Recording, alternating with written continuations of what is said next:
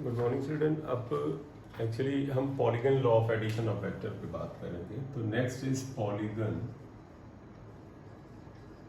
Law of addition of, obviously बात है ये मोर देन टू वेक्टर्स का है, more than two vectors. Poly means बेटा मैनी हुआ, यानी कि हमें कई सारे वेक्टर्स को जोड़ना आना है। तो देखो पॉलीगन लॉ का मतलब हुआ, poly means many, we are going to add more than two vectors, दो से ज्यादा वेक्टर ऐड कर रहे हैं। तो पॉलीगन लॉ क्या है जरा देखिएगा। हम ऐसा करते कुछ वेक्टर ड्रॉ करते हैं। मान लीजिए एक वेक्टर ये हमने ए लिया है, एक वेक्टर हमने यहाँ पर बी ले लिया है, एक वेक्टर हमने ये सी ले लिया है। एंगल दिया जाएगा बेटा, जैसे 90 डिग्री है, और अगर मान लें ये वेक्टर इन्होंने दे दिया कि ये एंगल जो है 120 डिग्री है। ये वेक्टर अगर आपने ले लिया है तो आप इसका एंगल पूरा ले लेते हैं, तो वैसे बाद 180 से ज़्यादा मान लें 225 डिग्री है।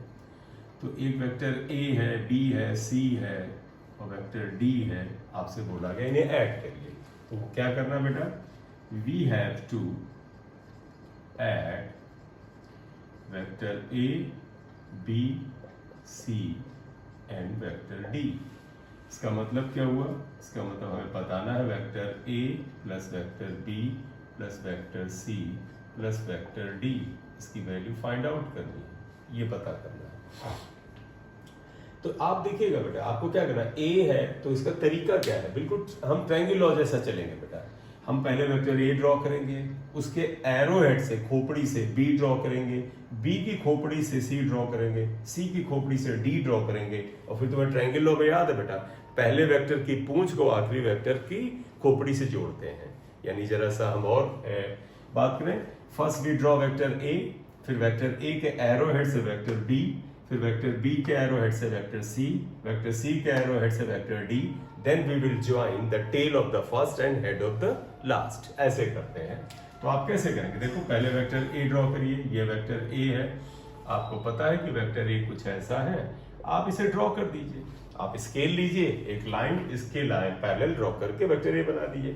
ए के हेड पे बी ड्रॉ करिए, बी 90 डिग्री पे है, आप इसके एरो हेड पे वेक्टर बी ड्रॉ करिए, और b is at 90 degree, vector b 90 degree पे है।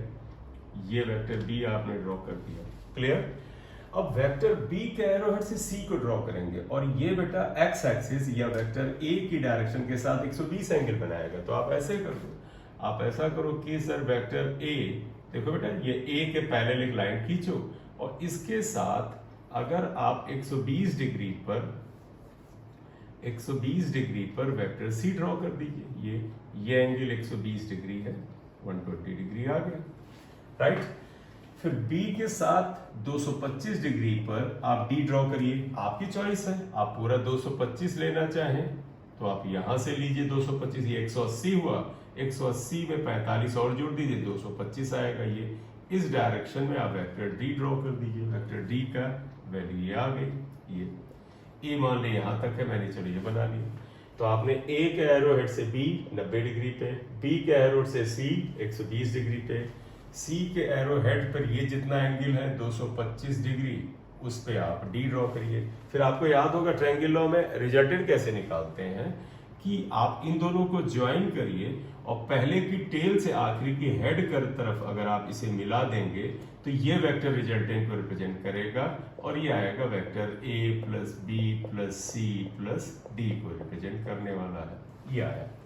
तो हमने क्या किया, ड्रॉन वेक्टर ए, उसके ऊपर बी, बी के ऊपर सी, सी के ऊपर डी, बस एंगल ध्यान रखना कितना है, then by joining the tail of the first and head of the last we will get the resultant. हमें रिजल्टेंट मिल जाएगा कि ये आ गया, क्लियर। तो ऐसे आता है। तो therefore resultant is obtained by joining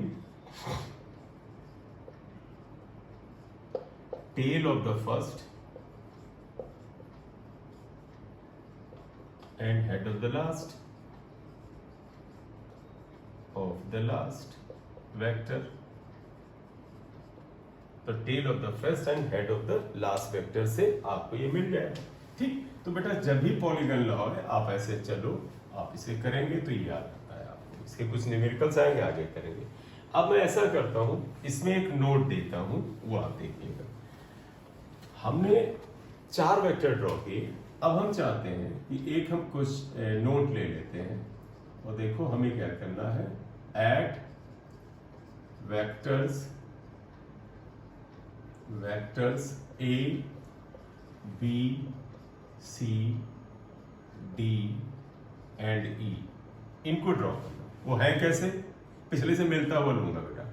vector A ऐसे था, वेक्टर B ऐसे था, वेक्टर C ऐसे था, एंगल दिया है 90 है, ये मान लेते हैं। कितना था, हम लोगों ने लिया था 120 था, एंगल वो देंगे, ये था ABCD था, इसका एंगल आपको बताया गया था 225 डिग्री। और उसके बाद हमें मान लीजिए इन्होंने दे दिया एक वेक्टर E है, ये वेक्टर E है, ये भी है, कुछ एंगल है, आपको मिल जाएगा। आप चाहे इधर से एंगल दिखा दें या इधर से दिखा दें, मान लें 60 डिग्री इधर से, एंगल किधर से भी दें, हमें मेजर करना है सोच समझ कर।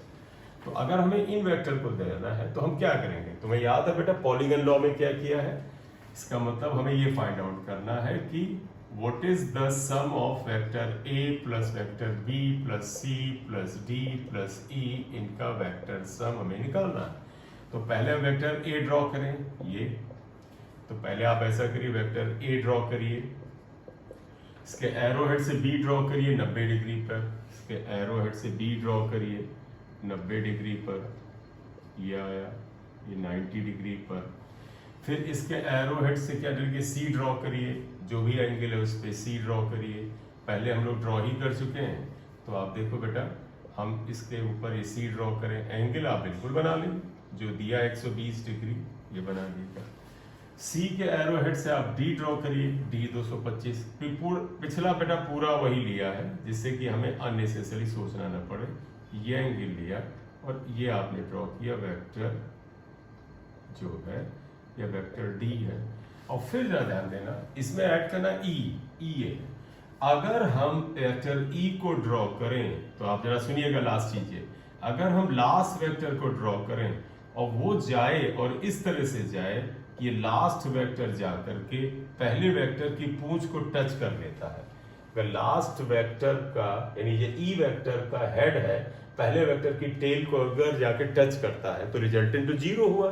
तुम कहोगे क्यों, क्योंकि याद करो रिजल्टेंट क्या होता था, वो होता था पहले वेक्टर की पूंछ और आखिरी वेक्टर का जो हेड है, इसके बीच की दूरी, दोनों एक जगह मिल गए तो इनके बीच की दूरी 0 है, इसका मतलब रिजल्टेंट 0 हो गया।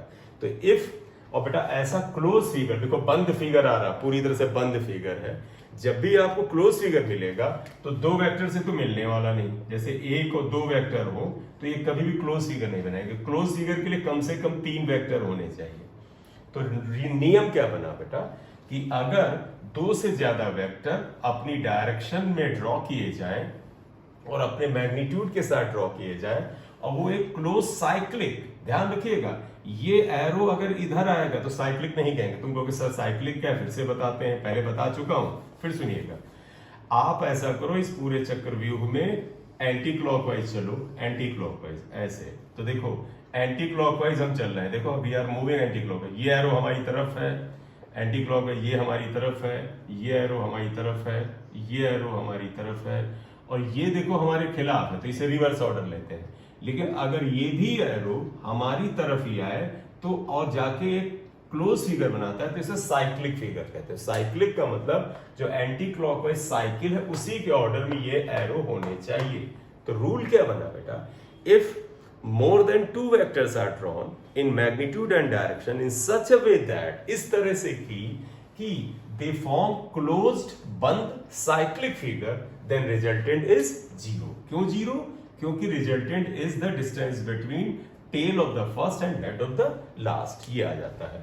तो यहां पर आप ध्यान रखिएगा, जब आप देखें इन वेक्टर्स को ड्रॉ किया, अगर उन्होंने, जैसे तुम्हारे बच्चे किसी के मन में आया सर ये ना यहां मिले, नहीं मिलेगा तो फिर रिजल्टेंट उतना होगा, मान लो इतना ही है, इनके बीच में इतनी दूरी रहेगी, तो इसका मतलब इन सभी वेक्टर का रिजल्टेंट इतनी दूरी के बराबर होगा। लेकिन अगर ये जाके इसको टच करेगा तो रिजल्टेंट 0 होगा। ठीक है, तो यहां पर लिखेंगे if more than two vectors are drawn in given direction and magnitude,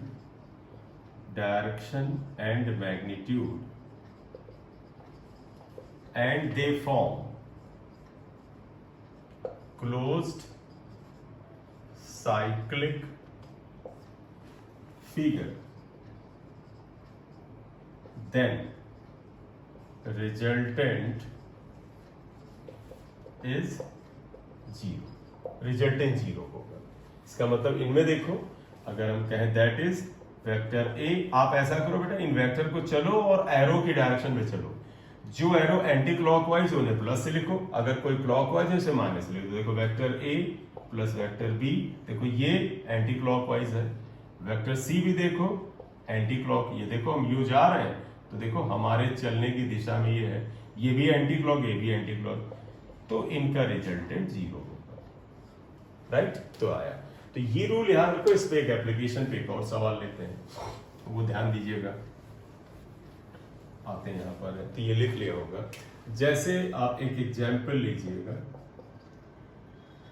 example 1. अगर कहीं पर दो ऐसे वेक्टर ड्रॉ कर दिए, एक वेक्टर ये है, एक वेक्टर मान लीजिए ये है, और आप बताइएगा, चलो वही रिजल्टेंट वाला बनाते हैं. बताओ ये एक हमने वेक्टर लिया और हमने कहा यार इन तीन ने मिलकर एक क्लोज फिगर बनाया है. तो देखो बेटा, ये फिगर क्लोज तो जरूर है लेकिन साइक्लिक नहीं है. क्यों? क्योंकि ये एरो देखो, अगर हम यूं जाएं तो देखो ये एरो हमारी तरफ एंटी क्लॉकवाइज है, ये एरो भी एंटी क्लॉकवाइज है, लेकिन ये एरो देखो खिलाफ है. तो आप ऐसा करो, जब भी क्लोज फिगर मिले तो आप ऐसे करना. आप कहोगे सर हम ऐसा करते हैं, एंटी क्लॉकवाइज चलते हैं, जो एरो हमारी तरफ होगा उसे प्लस लिखेंगे. देखो यहाँ प्लस लिखो, देखो ये एरो हमारी तरफ है इसे प्लस लिखो. और अगर आप यूं जाएं तो देखो ये एरो हमारी, देखो this arrow is against this, तो इसे माइनस से लिखो, माइनस, और that should be equal to zero. तो आप ध्यान रखिए, कभी भी क्लोज फिगर हो तो आप एंटी क्लॉकवाइज चलिए, जो एरो हमारी तरफ हो यानी एंटी क्लॉकवाइज डायरेक्शन में हो उन्हें प्लस से डिनोट करो, जो क्लॉकवाइज उन्हें माइनस करो, and that must be equal to zero. बस क्लोज फिगर आना चाहिए. ठीक है, तो यहां पर ये आ गया, ये इक्वल टू जीरो. इसका मतलब अगर आप गौर से देखो, इसका तो वेक्टर ए प्लस वेक्टर बी का वैल्यू आर के बराबर होगा. देखो रिजल्टेंट ही तो आया, रिजल्टेंट में तभी तो ये आता था कि वेक्टर ए प्लस वेक्टर बी का रिजल्टेंट आर है. क्लियर? चलिए एक और लेते हैं एग्जाम्पल. अगर मैं तुमसे कह दूं एग्जाम्पल 2, अगर मैं ऐसे ही कह देता, एक वेक्टर ए है और एक वेक्टर बी है, ये एरो ध्यान देना, और ये वेक्टर एक्स इधर मान लेते हैं, ये वेक्टर सी है. देखो ये एरो मिला है और यहां मिल रहा है. अब बताओ क्या वेक्टर सी इसकी तरह से ए और बी का रिजल्टेंट है? नहीं. देखो एंटी क्लॉकवाइज चल रहे हैं, तो देखो A anti clockwise plus, B anti clockwise plus, C अगर आप देखिए ये भी anti clockwise plus, C equal to zero आएगा. इसका तो ऐसा रिजल्ट यहां नहीं आ रहा है, ये आ गया. ठीक है, चलिए एक एग्जाम्पल और लेते हैं, एक एग्जाम्पल और लेते हैं. यहाँ पर देखो, अगर हम ये लें कि एक वेक्टर ये P है, एक वेक्टर यहाँ पर देखो ये Q है, और हमने कहा एक वेक्टर जो है S है, ये वेक्टर. तो इनमें तुमसे कहा जाए रिश्ता बताओ. आप देखो क्या है, क्लॉक, ये क्लोज फिगर है तो वही चलो कि सर एंटी क्लॉकवाइज ये है तो प्लस लिखो, एंटी क्लॉकवाइज ये देखो प्लस लिखो, और अगर आप इधर आ जाइए तो देखो ये हमारे खिलाफ है, देखो ये एंटी क्लॉकवाइज नहीं है तो माइनस एस लिखो इक्वल टू जीरो. इसका मतलब क्या हुआ, P plus Q equal to S. इसका मतलब क्या हुआ, S is the resultant of P and Q. तो अगर आपसे कहें क्या यहाँ पर S P और Q का रिजल्टेंट है, देखो S इनके जोड़ने से आता है, that is S is resultant of P and Q. ये आ गया. ठीक, चलिए एक और एग्जाम्पल लेते हैं. चलिए अब तीन से ज्यादा वेक्टर लेते हैं. एक वेक्टर ये ले लिया हमने, ये चलिए क्लोज फिगर बनाते हैं एरो बाद में. ये क्लोज फिगर बन गया. एक इसमें ये एरो आ गया, ये एरो आ गया, और इसमें इन्होंने कर दिया कि ये एरो है और ये एरो. तो चलिए अगर हम इसमें इसे वेक्टर ए से डिनोट करें, बी से करें, इसे सी से करें, इसे डी से करें, तो इनमें क्या रिलेशन है? एंटी क्लॉकवाइज में ये देखो एक ही डायरेक्शन में वेक्टर ए plus vector B, anti clockwise में देखो या क्लॉकवाइज है माइनस सी, ये भी देखो एंटी क्लॉक में ही माया है तो माइनस डी इक्वल टू 0। तो इसका मतलब क्या हो गया? C plus D is equal to vector A plus B, ये रिजल्टेंट आ गया। क्लियर? या तो इस तरह से जब क्लोज साइक्लिक फिगर बने तो आप इनमें से आप इस तरह से लेके चले कि आप एंटी क्लॉकवाइज चलिए, जो हमारी एंटी क्लॉकवाइज डायरेक्शन उन्हें प्लस लिखिए, जो ना हो एंटी क्लॉकवाइज उन्हें माइनस लिखिए, शुड बी इक्वल टू 0, ये आएगा। तो ये एडिशन ऑफ वेक्टर्स में पैरेललोग्राम लॉ आ गया, क्योंकि इसमें पॉलीगन लॉ आ गया, क्योंकि इसमें 2 से ज्यादा वेक्टर है। अब आ जाता है subtraction of vector, subtraction of vector. तो वेक्टर सब्ट्रैक्शन की बात करना चाहते हैं, यहां पर आ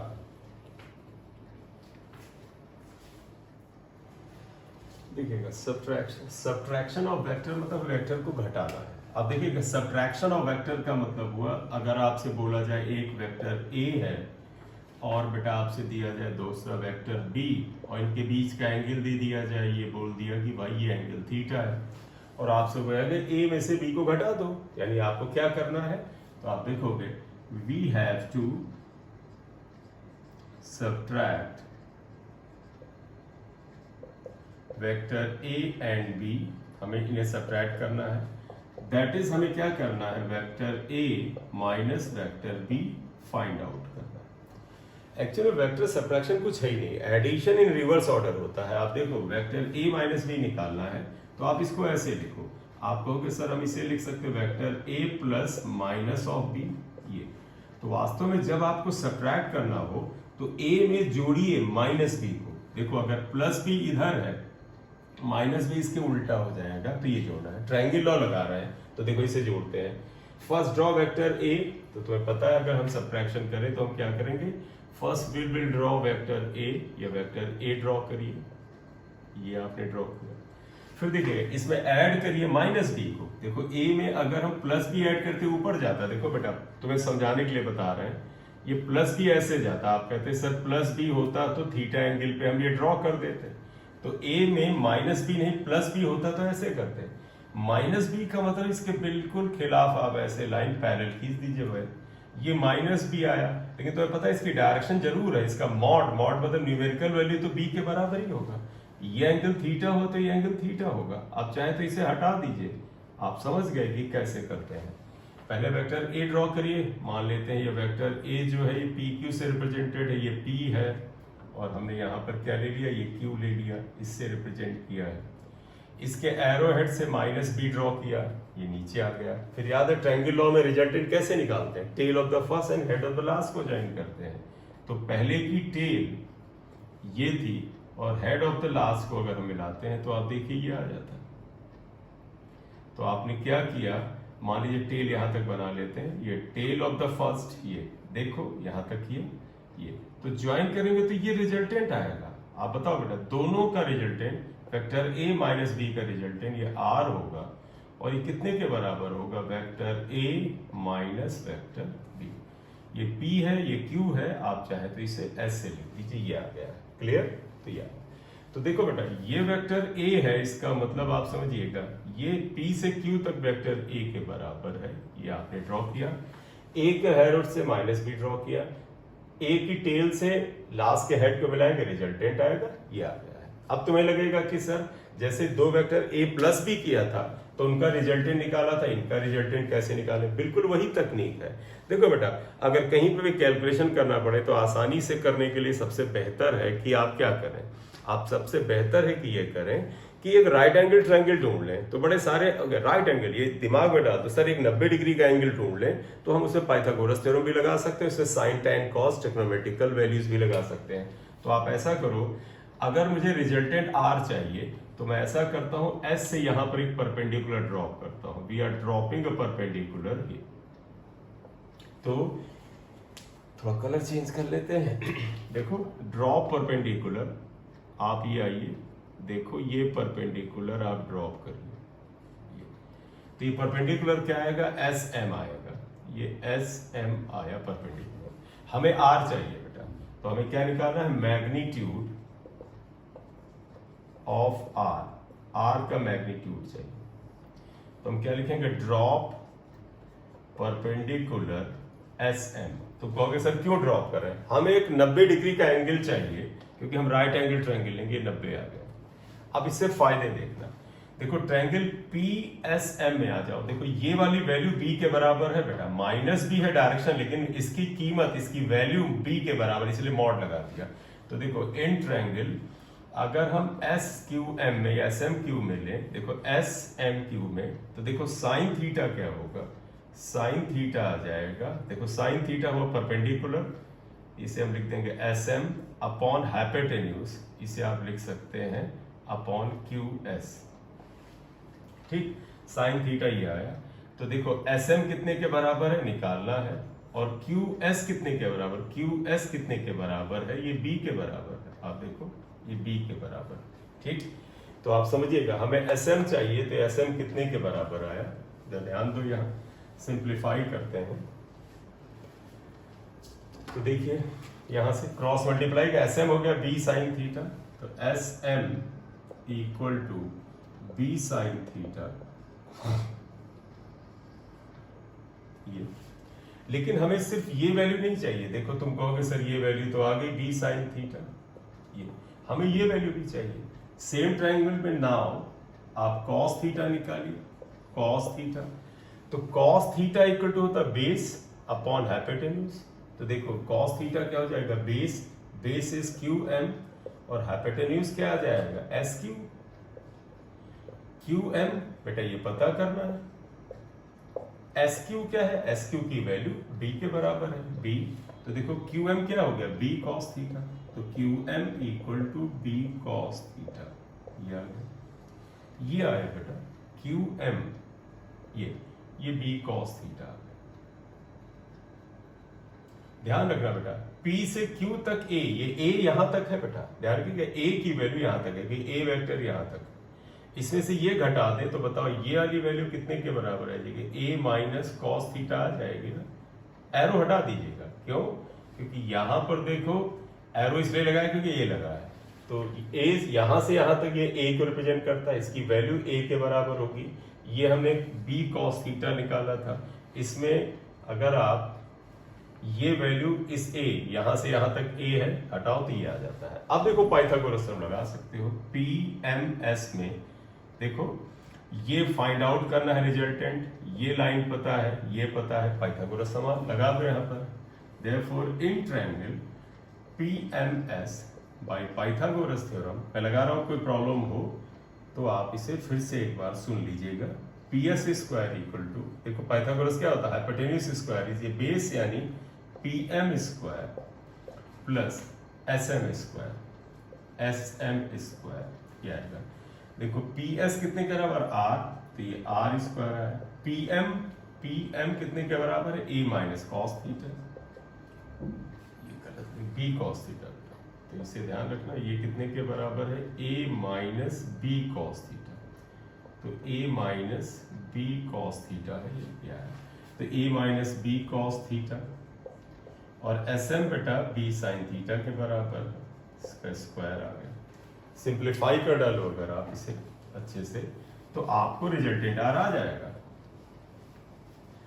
आप इसे सिंप्लीफाई करें, आर स्क्वायर इक्वल टू, देखो बेटा ये इसका स्क्वायर है, तो इसका स्क्वायर को तो A स्क्वायर प्लस इसका square B square cos square theta, plus में पता है -2AB कॉस थीटा। क्यों आएगा मैं बता दो बेटा, ये A है, ये B की तरह, ये P है, ये Q की तरह डील करो।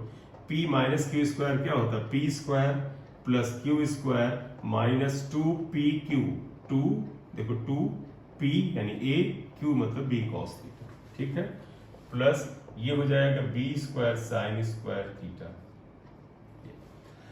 अब देखो ये कॉस स्क्वायर, ये यहां तो जब B कॉमन है तो आप इसे निकालो, तो ये आ जाएगा R square equal to A square plus B square common लिया तो cos square theta plus sine square theta, ये आ जाता है कॉस स्क्वायर थीटा, और ये -2ab कॉस थीटा। तो ये आ जाएगा R square equal to A square plus B square, ये 1 के बराबर आ जाएगा, -2ab कॉस थीटा। तो इसमें r इक्वल टू देखो तो अंडर रूट क्या हो जाएगा, A square plus B square -2ab cos theta. याद कर लो बेटा, जैसे दो वेक्टर ए और बी थे, उनके बीच का एंगल थीटा था, तो रिजल्टेंट था under root A square plus B square plus 2ab cos theta. जब आप सबट्रैक्ट करेंगे वेक्टर ए जो यहाँ तक है, इसमें से बी को सबट्रैक्ट किया ये, तो ये आ जाता है A square plus B square -2ab cos theta. कहीं सवाल आए, कहीं ए और बी दो वेक्टर हैं, मैग्नीट्यूड दें, उनके बीच का एंगल थीटा है, कहीं उनको घटा दो, तो आप ये फार्मूला लगा दो, डायरेक्ट आंसर आ जाएगा, ये है। लेकिन आपको पता है बेटा, ए और बी अगर वेक्टर हैं तो उनके घटाने से जो आर आएगा वो खुद वेक्टर होगा, तो रिजल्टेंट आर भी वेक्टर क्वांटिटी होगा। तो अगर आपसे कहो कि रिजल्टेंट आर खुद वेक्टर है, तो वेक्टर का मतलब इसकी डायरेक्शन है, डायरेक्शन का मतलब हमें शो करना होगा। मैथ्स और फिजिक्स में डायरेक्शन का मतलब एंगल, मान लीजिए एंगल अल्फा बनाता है, लेट आर मेक्स एंगल